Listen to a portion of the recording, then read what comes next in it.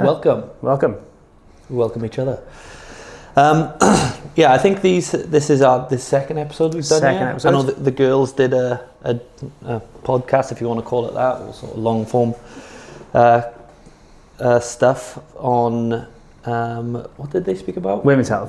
And well, it was International Women's Day last week, so we are going to be talking about World Sleep Day, which when this is posted is today. So I hope you had a good night's sleep last night. We're going to talk a little bit about sleep itself with loads of other stuff. So do you want to dive into what we've got stored? Yeah, if you see me looking towards this direction, we've got a plan to stick to, because otherwise we're going to waffle on and be here for hours. So we want to try and keep it straight to the point and educational and give you some a better understanding about what sleep is, but also some tools which can actually help you improve your sleep, which ultimately is going to improve your life in every aspect. So we're going to talk about first what is sleep, and specifically around sleep pressure, circadian rhythm, hormones which dictate how the quality of our sleep, and sleep cycles, and really look at the mechanics of sleep, what goes on when we do get into sleep, as well as what happens throughout the day and all the rest of the stuff. And I think from there on then, once we got an understanding of what sleep actually is, how do we improve sleep? Because there are so many people these days that struggle with it. Yeah. And there are so many contributing factors to that. So rather than just give a blanket, this will sort everything out, there are certain situations where we might cover just to say, these things might be better for you. Mm-hmm. There are situations like I'm currently going through, and you've got a puppy now, haven't you? Yeah, not quite the same, but the puppy is keeping me up in the night. But those situations keep you up. There's no real remedies for that. We're biologically built to deal with a couple of years of that stuff. So for all you parents with young kids out there, not that I want to disappoint you, but you're just going to have to deal with that bit.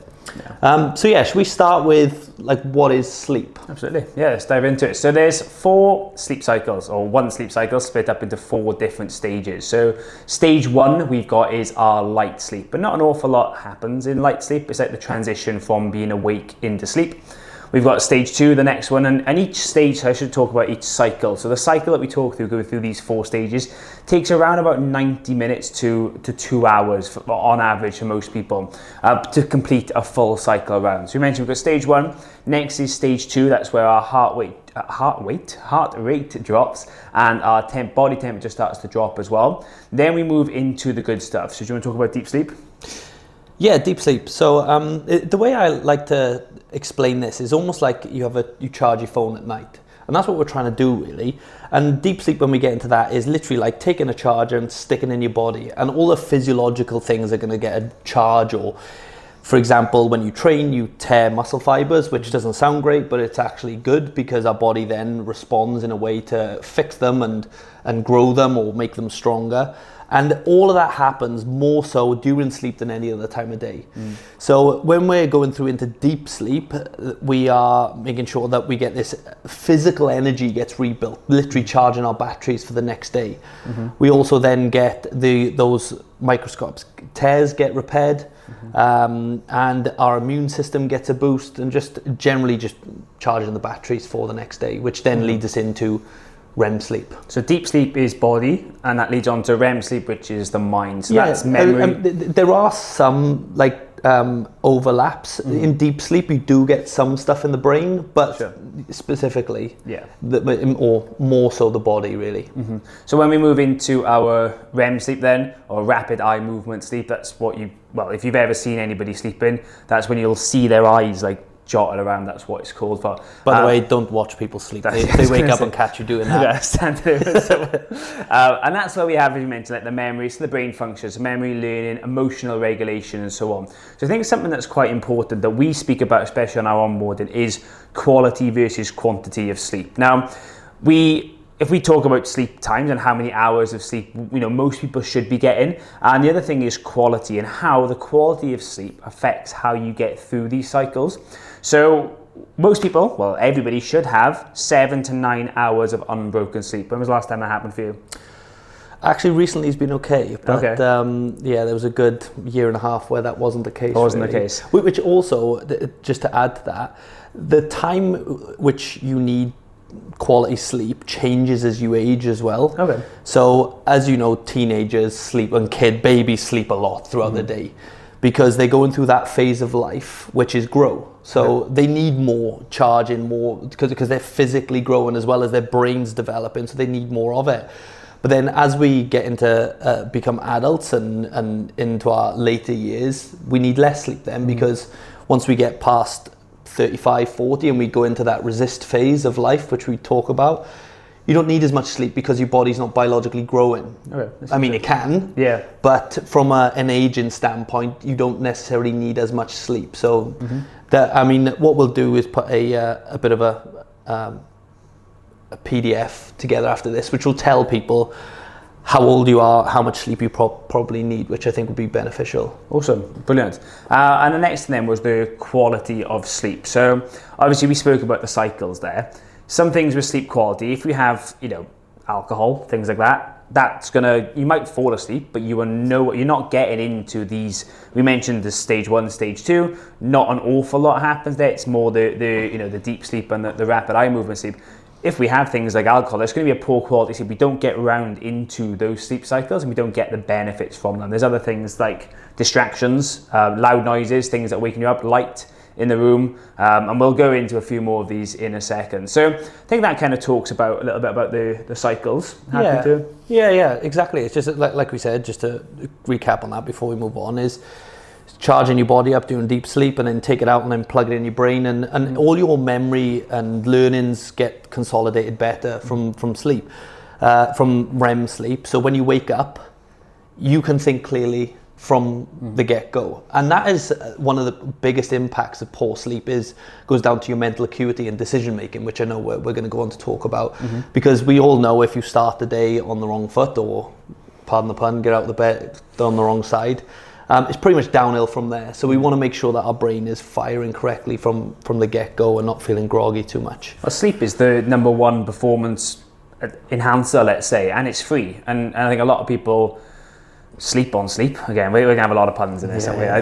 A lot of people sleep on sleep. But people don't realize they'll think about training, nutrition, and all of this stuff is important, but you can't out-train bad sleep. And as everybody knows, anybody watching this will know that you have a poor night's sleep, or you feel jet lagged, or whatever it is, you are going to feel rubbish the next day. And there's loads of knock-on effects from that, not only with training, but with your mood, with your hunger levels, etc., etc. So sleep, it's so important, and that's what we want to try and raise awareness on World Sleep Day, and just kind of give some stuff that you guys can take away for that. So if we talk a little bit now about, I know we've gone into the sleep cycles there, but like what is sleep?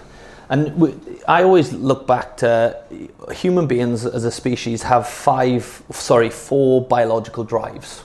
One's eat, because you'll die. These are all survival things, by the way. One's hydrate, so drink water. One's reproduce, and the other one's sleep. And you have drives in all of those things. So if we take eating, for example, you have hormones like ghrelin, which are going to release to make you feel hungry, so you go and eat food. So it's a signal to do something to survive. We have the same with the feeling of thirst for water.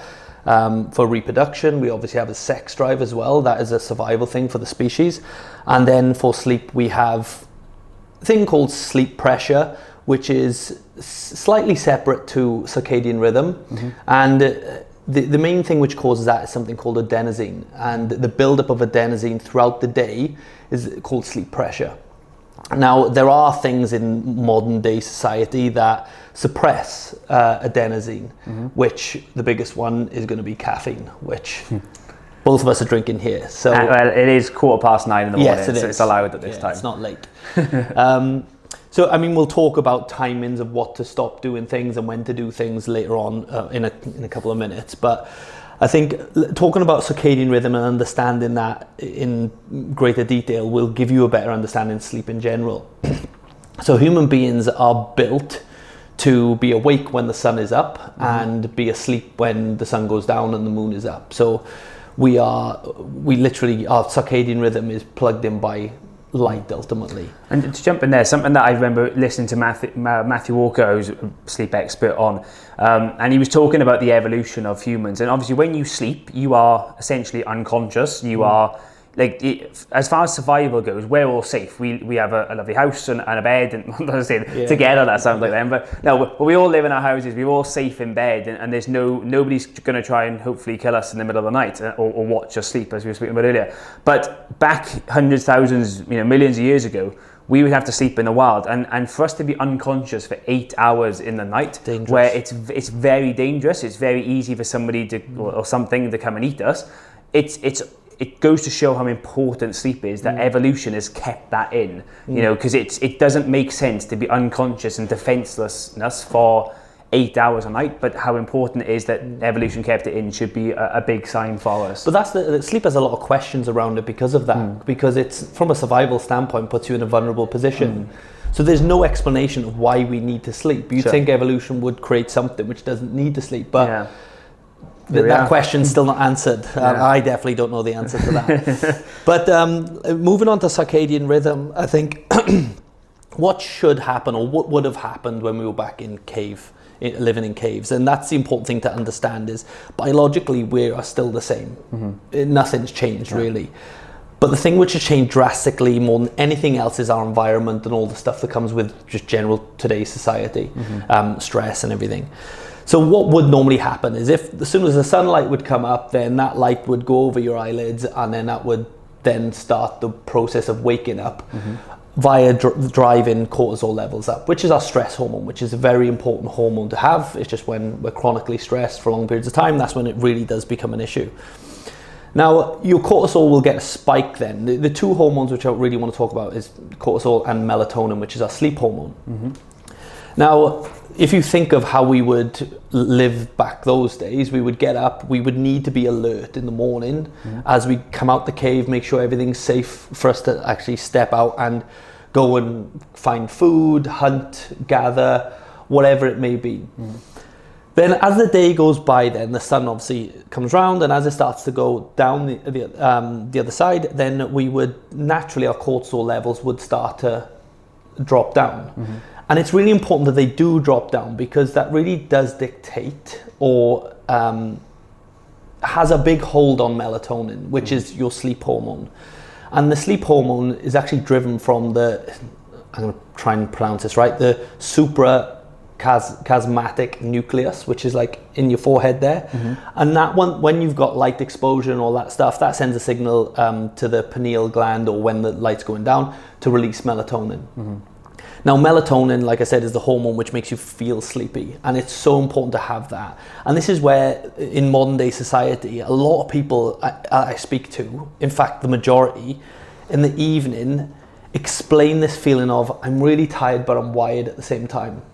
And that's because we got this artificial lighting that's going on, and when our body should be winding down. Because if you think back then, we would have had a fire. So that's why you see people with blue light blocking glasses, and what color are they? Normally red, because that mimics the light that would come from a fire. And if you ever went camping, even like today, and didn't take your phone, didn't have a torch or anything, and you put a fire on, and as the sun was going down, you'd naturally feel tired. There's not many people who go away camping unless you're drinking, maybe, and stay up like all night. You're tired and you go to bed. So that's naturally the environment we should be in. But unfortunately, for some reasons, things have changed. So I think that'll sort of lead us on next to, we've done sleep cycles, but then how can we best set ourselves up for a good night's sleep? And the way I always explain this is, if I want a good night's sleep tonight, I have to start setting myself up as soon as I get up in the morning. So if we'll run through the basic format which we run through here in our onboarding, which I'll let you explain, which is the 10-3-2-1-0 rule, which ultimately the overarching thing and the most important thing that it creates is regularity. And that means going to bed the same time and waking up the same time every day. Now, society came up with this thing called the weekend, and then people naturally Friday night stay up, whether they go out or just stay up later in general. And then they have a lay-in the next morning, and then Monday rolls around, and then everyone hates Monday. But the reason why they hate Monday is unconsciously because they don't feel great, and what they're experiencing is something called social jet lag. And if you've ever flown to another country and experienced jet lag, that's exactly what you feel the next day on a Monday morning, even though you haven't flown anywhere. Yeah. So that's just that shift in circadian rhythm. So ideally, regularity is going to be the greatest tool for you to getting good night's sleep. Now, this isn't going to happen, I was going to say overnight for another pun. This isn't going to happen over a couple of days. You need to have a good few weeks of this. And I always challenge people to just do one weekend, go to bed and get up at the same time. Yeah. And just do that and just see how much better you feel on a Monday morning. And then it's not the fact that you have to go to work, even though that might be a factor of Mondays. But that could be the one thing. So regularity is key here. Now, do you want to talk us through the 10-3-2-1-0 rule? Sure. So 10-3-2-1-0. 10 stands for no more caffeine 10 hours before sleep. So caffeine on average, and this is different for everybody, but caffeine on average has a half-life of 6 hours. So that means these coffees that we're drinking now at 9:20 in the morning, at 3:20 this afternoon, it's like drinking a half of this cup of coffee. So that half of the caffeine is still in your system. And then at 9 o'clock tonight, essentially a quarter, it keeps half in. So by the time I'm winding down to go to bed at 9:15 tonight, a quarter of this caffeine is still in the system. Now, again, that affects people differently, but it does get into the way of sleep. So we want to try and avoid having caffeine within 10 hours. So it starts to drop down below those levels so we can actually then have the sleep cycles. Now, caffeine blocks adenosine. So that is one of the hormones and things going on inside the body that allows you to feel, well, to fall asleep towards as the day goes on, essentially, okay? So 10 hours, no more caffeine. And I think one of the big things on that, just to go into maybe, not that we wanted to derail all of these, but it's a habit, caffeine, I think, for a lot of people. So I know people, and well, people would go home from work and the first thing they do is pop on a cup of coffee. Now, I do it myself, not that way, but I coach classes in the morning here. Before every class, I go, what's the time? Well, class starts in 5 minutes, I go and make a coffee. That's like a habit, and I've linked those habits together. I'm coaching a class, I'm drinking coffee, and that's something that I always do. Now, some people have these, and in the morning, it's not the end of the world, because again, it's over 10 hours before bed. But I know people that will go home from work, 5 o'clock, they'll pop a kettle on, they'll have a cup of coffee before bed. And that's just their habit, is that they always get home from work. The first thing they're thinking of is, I'm going to have a cup of coffee. And having a cup of coffee at 5 o'clock in the night or in the afternoon means that at 11 o'clock at night, there's half, like you wouldn't wake up at 11 o'clock to go to the toilet and go, I'm just going to make myself a quick half cup of coffee. It sounds mental, but that caffeine is disrupting. And we talked a little bit about quality earlier. Having that caffeine in the system is really not good for sleep quality. No, and that's what we're talking about. And the depth of sleep, which is compromised there. And I used to be one of those people when I was in the military, like there's all sorts of stuff that you end up getting to, like just socializing and going for a coffee. I think people are much more aware of it these days. I think so. But I used to be one of those people that could say, I can have a coffee and go to sleep, which I could. It's not a flex though, is it? Maybe realize it's not a flex anymore. No, it's not. But it's what I didn't realize, and this is years ago, is I didn't realize the effect it was having on the quality and depth of my sleep. And that's the thing, because it's a stimulant. Yeah. Whereas alcohol's, it's not a stimulant, it's a suppressant. Not a suppressant. It'll come to me in a second. It sedates you. Sure. So sedation, the main reason why people have hangovers in the morning isn't from the toxins within the alcohol. It's actually from having a night of no sleep. If you ever have done a night shift or just not slept throughout the night, the next day you feel hungover. Awful. Even though you haven't had any alcohol. Yeah. So that's where sedation is slightly different to, similar in some ways, but different in others, to a stimulant, which is what caffeine is. I think the big thing with caffeine as well is what happens on those nights you have poor night's sleep. What's the first thing you go for? In the morning is, I'm going to have a cup of coffee. And then that day feels bad, so you have more coffee, more caffeine. And it's that endless cycle of caffeine to try and get away from the feeling groggy, which then leads you to feel more groggy, and it's just that never-ending cycle. Well, it used to be a thing, going back to alcohol, people used to have a nightcap. Yeah. And it sedates you. That's why it feels like you're going into sleep. But sleep is completely compromised there. So even though we haven't got alcohol in this 10-3-2-1-0, it's a big one. It's an obvious one, which is why we sort of don't cover really. So let's move on to 3 then. What is the 3 in the 10-3-2-1-0 rule? Cool, so 3 is 3 hours before sleep and not having big meals within those 3 hours. So for loads of different reasons, we'll talk a little bit about temperature. So in order to fall asleep, your body temperature needs to drop by 1 to 2 degrees. That's why it's a lot easier, even though it feels horrible, getting into a cold bed. If you get into a cold bed, you might get in and shiver and this feels awful, but you get cozy quite quickly and you can actually fall asleep a little bit better. On the flip side of that, middle of the summer, it's very, very hot. You can be tossing and turning all night in a warm bed. So your body temperature needs to drop by 1 to 2 degrees. Now, how does this relate to meals? When you eat food, your body temperature rises. I'll give you another example. Have you ever sat in a restaurant before and temperature's fine, everything's fine. You start eating your main meal and you go, oh my God, it's gone really hot all of a sudden in here. That's your body temperature rising to digest food, okay? You're burning calories. You're essentially, loosely speaking, exercising, but your body is burning calories and your temperature rises while you're digesting food, okay? So that's doing the opposite. You want your body temperature to come down when you sleep. You want your you want your temperature to come down, but your temperature's going up while you're digesting food. And the other big thing on that is your body can't recover, or it finds it really difficult to recover if it's digesting food. If all the blood in the systems are digesting food, you're falling asleep and you want to try and recover and build muscle and so on. It's hard for your body to do those at the same time. So 3 hours before bed, okay, if you know your bedtime is 9 o'clock, you want to be having no more big meals after 6 o'clock. And again, this needs to be progressive, okay? If you normally have your meal at 8:30, that's when you come home from work, you come home from the gym, etc., etc. It doesn't mean now don't eat and bring it all the way to 6 o'clock, but try and be progressive with it. Try and bring it to 7 o'clock, so 2 hours before, and see if that makes a difference. See if you have better sleep, especially if you're tracking it. I've got a Garmin that tracks my sleep, and I know it tells me I've had poor sleep, and if I kind of take steps backwards, if I've had a meal late at night, just before bed, I've come home from work late and I do that, that's usually the reason why my sleep score is poor. So you can track things, have a little play with it, but 3 hours, no more big meals. Yeah, because ultimately we want the body to do nothing but recover and do what sleep is meant to do. Sure. So again, it's going to affect, it always goes back to the depth and quality of sleep that you're going to do, because your body has to now digest something and it's got other things it needs to do. Cool, so that's sleep. And by the way, all of these are things for optimal sleep. Life isn't optimal. So we have to understand and not get too caught up in, if we, like for example, like if we're coaching in the evening, like I don't get back until 8, maybe 8:30 at night. And if I haven't ate because I've been coaching, then I'm going to eat when I get back. And yes, it's going to have a little bit of a knock-on effect on my sleep, but I'm going to eat food to make sure that I'm fueling myself. Yeah. So don't get too caught up. If you can and have the structure to be able to do this, definitely try and do it. But if for whatever reason work gets in the way, there are things which do come up in here. So it's really important just to have some common sense with this sometimes as well, because life throws stuff at us all the time.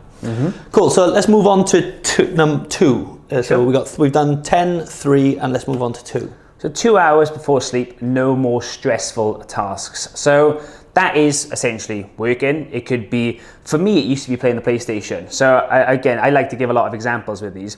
When I used to play Call of Duty, which is, if anybody knows that, it's a multiplayer game. It's quite high octane. There's quite a lot going on. I knew that would be your thing. Yeah, 100%. But I used to play that and my eyes are all over. Basically, I'm trying to shoot other people, trying to avoid being shot myself. I would go to bed and I'd be lying there and my eyes are still darting around the room. I am wired, okay? Because that, for me, even though I don't feel stressed playing it, I actually feel quite relaxed playing the game, but my brain is stressed out because it's working overdrive, okay? So no more stressful tasks. You also don't want to be working towards bed. You know, you might lie in bed and if you're thinking about work, thinking about something that's stressing you out, it's going to keep you awake. So we want to try and avoid that within 2 hours before bed.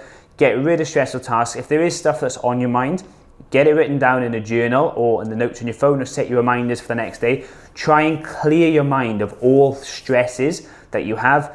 Obviously, we're thinking about trying to relax to fall into some good sleep. We don't want to be lying there late at night, you know, thinking of these stressful tasks, essentially. Yeah, it just goes back to what is stress? Stress elevates, it's cortisol driven. And when cortisol is elevated, melatonin, which is our sleep hormone, gets suppressed. So that's why people who are doing these things at night experience that I'm tired but I'm wired feeling, and Yeah. it's such an odd, confusing feeling as well. Sure. Cool, so no more stressful tasks after 2 hours. So this is now where we're getting into the wind down routine to get into sleep, which leads us on to number 1. What is 1? 1 hour is no more blue light into the eyes, essentially. So we spoke a little bit about what blue light is and how it can be kind of stopped, essentially. But blue light comes from artificial light, but the main one for us is TVs, phones, screens, essentially. Okay, we want to be limiting our screens before bedtime. Very difficult to do. Yes. Very, very difficult. I think that for most people, that's the hardest thing to do. But then the question, or the way I look at it, is we didn't have phones or TVs or anything like that really 40 years ago, maybe. Yeah. So ask the question, what did people do then? Like, have a conversation with your partner. Get your food ready for the next day. Yeah. Get your clothes ready for the next day. Like, have a shower, which brings us back onto temperature. If you have a warm shower, then your temperature naturally pulls down lower. And for all the geeks out there, ideal temperature in bedroom should be about 15 to 18 degrees Celsius, that is. So yeah, that's where we really want to just look at that, really get into that. Yeah. Because again, it all goes back to the light exposure, to the stress hormone. Like, what happens when sunlight goes in our eyes? Now, even when we look at our phone or our TV or anything like that, our brain thinks it's sunlight, and we need Doesn't to be know any alert. different. Yeah, we need to be alert because it's a survival thing. So that's then going to raise cortisol levels. Sure. And like you said there, a good fix is it's hard to do, but a lot of, if you think about your own nightly routine, and I do this myself, I will, and I shouldn't, but this is the point, I want to try and work around this, is I will go, cool, right, I'm starting to wind down, 8 o'clock, I go to bed 9 o'clock, let's say, so an hour before bed, right, I'm going to go and have a shower, I'm going to go and cook my food, I'm going to go and sort my clothes out, I'm going to go and do some housework, tidy the house, whatever it may be, and I've done all this sort of stuff, and then I go, cool, it's 8:30, I'll watch TV or I'll scroll on my phone for half an hour, all right? And then I'll go, now it's 9 o'clock, now it's time for bed. Now, all we need to do is, like you mentioned, is swap those around. Maybe have your half an hour on your phone if you need to catch up on some things, need to scroll Instagram, whatever it is. And then that second half an hour, then go and have that shower, do your food, and you're away from the screens. And obviously it's important, we talk about lighting, is in the house to have low level, dim lights, okay? So we've got the big lights on here. If we were working late, this would not be optimal for us, okay? High light, bright white light, okay, this is telling our brains that it's daytime and we should be wide awake. Whereas in the night, if you turn your big lights off, you have low, dimmer, more kind of smoother and calmer lighting in the house, that will act like we mentioned about the fire and the sunset, and it again, your body is used to being, or for millions of years, out in the wild where all these lightings are natural, and it gets dark in the night. That's what we want to try and get to. So again, try and maybe switch those around. Try and think about having your phone time first, and then maybe finishing your day on reading a book or something to distract your mind away from those stressful tasks. Something that's not putting light to the back of the eyes. There's loads of positive things that we can do for that. Another sort of, for all the biohackers out there, is some things which can help, because some people need to do some work in the evenings, or they need to be on their phone for whatever reason that they need to do those things. You can buy blue light blocking glasses which help. So I have a pair. I'm a sleep geek, so I sleep with eye mask, earbuds, the lot. But I also have blue light blocking glasses, which just really I stick on as I'm starting, well, pretty much for 2 hours before bed. I stick them on, which really do help drop cortisol and allow melatonin to get produced. But if you are going to buy any blue light blocking glasses, if they're 10 quid on Amazon, they will not block blue light. So I think what we'll do is, I know a couple of companies that do a really good, that are actually tested and do block blue light. So we may stick those in the comment section, or we'll put it in that PDF of where to go and get those things, because cheap normally means they don't work. Sure. Absolutely. So yeah, that's on the light stuff for blue light exposure. And so really, when we talk about 2 hours before bed and the 1 hour, those both activities are to bring stress down. And other things around stress is, like you mentioned, tools like journaling, because I know I used to go to bed and running a business and a load of other things going on as well. Your brain, as soon as I hit the pillow, my brain would just go, what have I got to do here, do that, I remember to do this thing. A great way to sort of get all that out of your head is literally doing a brain dump or a journal. And you don't have to do these like extravagant journals of Dear Diary and putting everything you've done throughout the day. It can be as simple as writing a to-do list. Absolutely. Everything to do, so it's out of your brain. And then that allows you, when you hit the pillow then, is to not have to think about what you're going to do the next morning. And also, if that hour before you've got your clothes ready, made your breakfast, organize yourself for the next day, your brain and unconscious mind is going to be calmer, which will allow you to get into sleep a lot better. Absolutely. That is an absolutely massive one. Journaling things down, writing notes down. I'll do that all the time. There's things that I really need to message that person about. I really need to do that thing. And you'll lie in bed and I'll get anxious about it because I'm like, what if I forget this? Yeah. As soon as I write it down, I'll forget about it. And again, I love the blue light blocking glasses and remind me to come back towards sleep quality as well and some of the things that we can do, to help us fall asleep, because I know that's something that a lot of people have trouble with. But when I write things out, I'll have my blue light blocking glasses on, but I'll reach over, I'll add it to my reminders on my phone, and then whenever I'm sitting down in work, I'll check my list. Oh yes, I remember I've got to do that. It takes everything off your brain. It's fantastic. Okay, so we've done 10, 3, 2, 1. Cool. What's 0? So 0 is snooze. 0 times you hit snooze. So there might be people watching this that are this person who knows they need to get up at 7 o'clock, sets an alarm for 6:30, and then decides to hit snooze 3 times because it feels nice to hit snooze and go back to sleep and feel cozy in bed, but that's not doing you any favors whatsoever. Okay, you're not getting into a sleep cycle in that time. You're disrupting yourself. And a good thing to think of is if there's been times where you don't set an alarm, you tell yourself you want a bit of a lie-in, it never really happens because your circadian rhythm will wake you up when your body wants to, and it'll try and keep that regularity. But how much better do you feel when you wake up without an alarm? Because you finished that full sleep cycle. Waking up to an alarm, it can often mean you feel quite groggy and you feel quite rubbish anyway. And the worst thing you can do is go, I've just woken myself up. Okay, I have that massive spike in cortisol. I feel really groggy. I'm going to hit snooze and go back to sleep and do it all again in 10 minutes time and do it all again 10 minutes time later. 0 times you hit snooze. And again, that goes back to the regularity that we spoke about earlier. You don't want to have that kind of disruption. Yeah, the regularity and what you're saying, like trying to wake naturally. And if you keep that regularity for a good few weeks or long term, you will naturally wake up without an alarm. And if you can wake up without an alarm, that shows you've got a great circadian rhythm and good sleep pattern. The issue is with going back into like snooze, like I think the iPhone's like 9-minute snooze or something strange like that, is you go straight back into a part of a sleep cycle like REM sleep. And because where you should naturally wake up at the end of a sleep cycle, you're going back into one. So then when you go to, your alarm goes off the second time, you feel worse. Yeah. And it's like that grogginess, and then you go, I'll snooze again and again. And that's where people get into it, and they completely understand that. But the effects on your cognition for 4 hours after that is completely compromised, and you'll feel that brain fog or can't quite think, or it feels heavy in your brain for up to 4 hours after it, all from snoozing. And I'm a bit of a sleep geek myself, and I'm very proud of the fact that I wake up in the morning and I set my alarm. So I do 3 to 4 morning shifts a week here, and when I'm not coming here, I go and train at 6 a.m. So I keep my cycle. I wake up pretty much, almost the exact same time every single day of the week.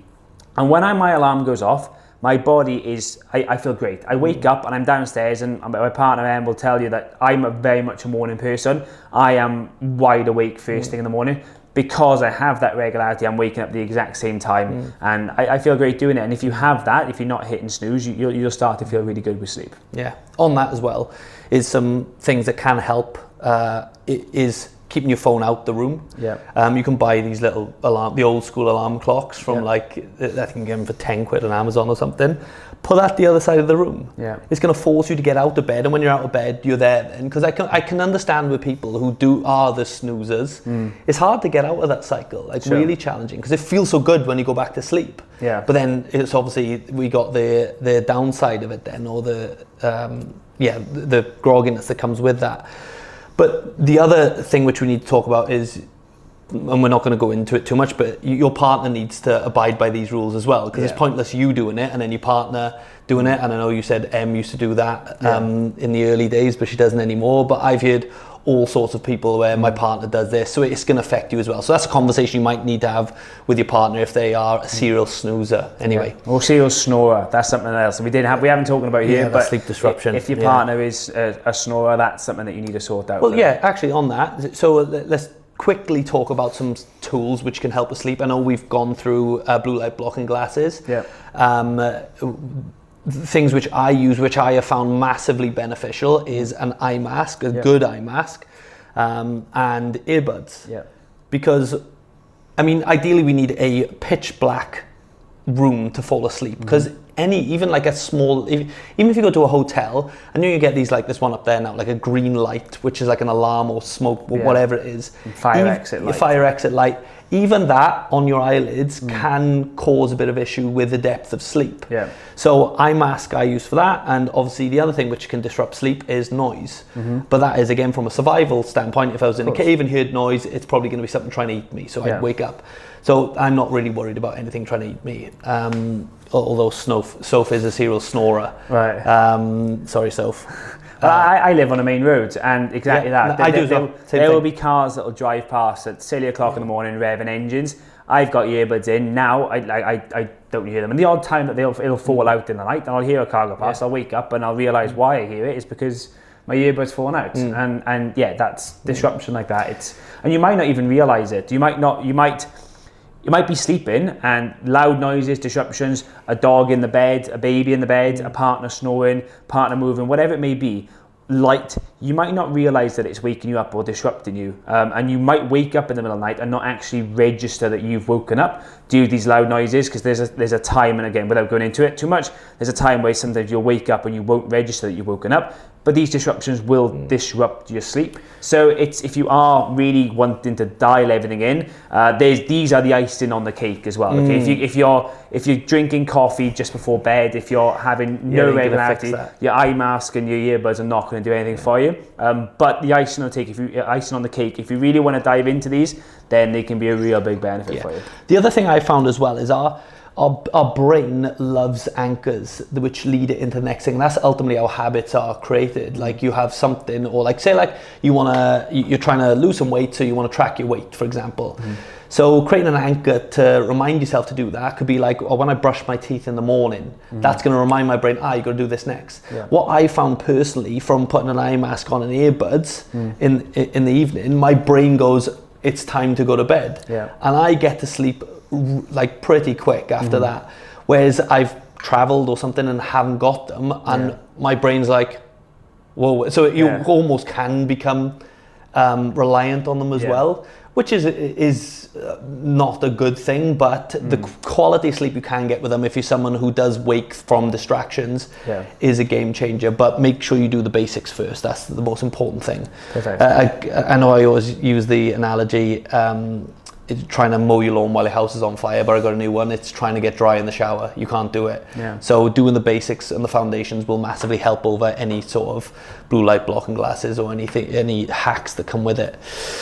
Cool. All right. I think what we'll move on to then is that let's talk about the negative effects of getting bad sleep. And one thing which I always really like talking to people about, because they tend to start valuing it a lot more when they understand the effects of chronic bad sleep long term on the aging process.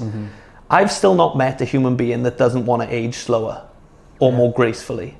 Or they start to feel when they get up 30, 35, 40 and on, I'm feeling my age now. To start, we need to separate the difference between what is chronological aging and what is biological aging. Chronological aging is every year the Earth goes around the sun once and you're going to add another number to your age. We can't do anything about that. If me and you could, we'd be very rich. Of course. But we can't. But you have this other thing called, for example, before we move on, I know it's sucking eggs, but I'm 36. In July, I'm going to be 37. I've got to accept that. The thing which I do have control over is my biological age through the decisions which I make and how I live my life. Now, the beauty of this is you have complete control over how quickly that clock goes. You can slow it down, you can stop it, and you can actually reverse it as well. So although I'm 36, like, and you can do tests on this, not that you need to go and do this, but like I've done one in the past, and like my biological age is of a early 20-year-old. What's your mental age? Oh, that's a different story altogether. But the point I'm getting is, if you do the right things, and sleep has the biggest impact on this, on your biological aging, you can feel much better than the age you actually are. Sure. So when people complain about it, there's something you can do about it. They're just we hard probably all decisions. know. We all know people who are 40 that look 60. We all know people who are 60 that look 40, and a lot of that will probably come down to their lifestyle and habits, of course, but sleep being one of the massive parts of that. Exactly. So let's talk about some of I mean, that's aging. That's the biggest overarching thing. But what actually is speeding that aging process up? And when we get a lack of sleep, what is going on mechanically? Like when we sleep, we're going through all those processes of charging the body up and repairing things. If we don't go through that, our body is not going to adapt and become stronger, fitter, or just more resilient to what we got going on the next day. Pardon me. Excuse me. So also the mental acuity thing. Like if I can't make great decisions, or let's take this back, wherever you are in life, whether you're in a good place or bad place, it ultimately comes down to the decisions you've made in the past. Now, whether you are in a good or bad place, that's a different story. But you have to take ownership of those things that you've made in the past. Yeah. The only thing that makes a difference is what you do moving forward. Now, to make good decisions moving forward, we know we have to eat good quality food, try and cut out sugar as best we can, although we got to have some balance with this, but processed foods and making sure we eat enough protein, not that we're going to go down that rabbit hole yet.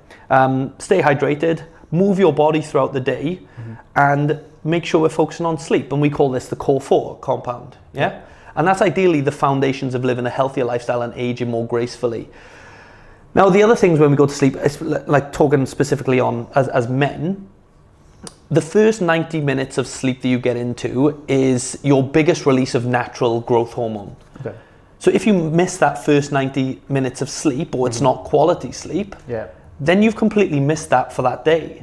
So then the long-term effects of that is stress builds up throughout the day, and all our tasks which we have to do become more stressful than they actually should be, which then has an issue on gut health and our digestion. We have low stomach acid, low bile flow, so we can't break down foods. So when we can't break down foods, we can't absorb them, because nutrition isn't all about like what I'm consuming, it's what can I absorb from that food. Sure. And stress from lack of sleep and other aspects have a huge impact on that, which leads on to the next thing. And the last thing which throws signals to you are your hormones. And that can cause all sorts of problems, anywhere from physical problems to like feelings of depression. And they can all come from long-term chronic issues with sleep. 100%. Yeah. I think I remember seeing something before. You were talking about the cognitive stuff, that if you are tired, it's pretty much, or if you're driving tired, it's pretty much like driving drunk. And I can remember the stats. I'm going to try and remember these off the top of my head. And I think it was something like, if you go 17 hours without sleep, which for a lot of people that can be done quite easily if you have an early start and long day, or you've had some traveling and so on, or whatever it may be. I think it was something like 0.05% blood alcohol content is what it relates to. So that's what it feels like. So that being 17 hours without sleep, at that point you got 0.05 blood alcohol, and the legal limit is 0.08. So at that point, yes, you can still, well, obviously you can still legally drive when tired, of course, but and no matter how tired you are, there should be some awareness around the fact that when you are tired, you're essentially, you are drunk, your body is drunk, you feel that way. I think it was something like, if you go somewhere between 18 to 24 hours without sleep, you are above the legal limit of alcohol. The feeling is the same as having alcohol in the body. It's so, I think everybody, I imagine, I'd like to hope, wouldn't drink drive, but there will be people out there that have had a really poor night's sleep the night before, had a really long day, and will drive, and it's such a dangerous position to put yourself in. And that's just one aspect. You can apply that then to anything, the conversations you have, the mood that you have. Can you imagine having 17 hours without sleep? You come home and then your partner, you react badly to your partner with the conversation. That's the ripple effect. You lose your tempo, or whatever it may be. You can see that effect of what sleep does, or lack of sleep can do to loads of aspects in your life. So on that, I know you mentioned there about it's very similar to drink driving. If you've got like more of extreme lack of sleep, if we look at the other end of the spectrum, we have this thing every year where the clocks go forward, which is daylight saving hours. I mean, we have it in the UK, not everywhere in the world has it because we're closer to the equator, or not as close to the equator. Now, during that night, we have 1 hour less sleep. Everyone in the country does. Yeah. And that very next day, there are 25% more reported heart attacks on that 1 day a year. Really? And from a driving standpoint, there are 18% more road traffic accidents reported that day. Wow. And the only thing that changes on that day compared to every other time of the year is we lose an hour's sleep. Yeah. So even though we could look at one end of the spectrum, it's like drink driving. Yeah. But then the shorter side is going to be like the impacts on cardiovascular health and just general cognition and mental acuity when we are trying to do it. That's great. And that'll happen now in 2 weeks' time, 3 weeks' time maybe. I think so. It's the end of this month. The clocks go forward in spring. Yeah, so, it does, yeah. So I'll be staying off the roads on that Sunday exactly, morning then, not avoiding that. Cool. So I think just to wrap this up, because we could literally carry on talking about this for days. I mean, we can talk about the effects it has on the autonomic nervous system, our hormonal health, our cognition, just physical performance, everything it has an impact on. I think what was best bet, because we've spoken about it quite a lot today, is that we're going to put together a PDF for you to download, and that will pretty much cover everything we've spoken about today with regards to like what actually is sleep and why do we need to do it. What are the negative effects of not doing it long term? And then also some tools and recommendations we'll put together for you to get the best quality night's sleep possible. So if you want that document, comment sleep below on this reel and it'll basically get sent to you straight away. We were pretty spot on that and we were pretty quick with that. So comment sleep below and we'll get that document over and it'll highlight everything that we've spoken about today in more details. If you want to actually do that before, you can read through it while we talk about it. That's quite a good thing to do as well if you wanted to do that. That's the way. And I think if we're going to start doing these every week or 2 weeks, so if you've got any subjects which you would like us to unravel and get into the nitty gritty of and give you tools and stuff to help you best implement those interventions into your life, just drop us a message with any recommendations and we'll chat shit about it. Sounds good to me. Awesome. Sound good? I'm going to go make another coffee. Done.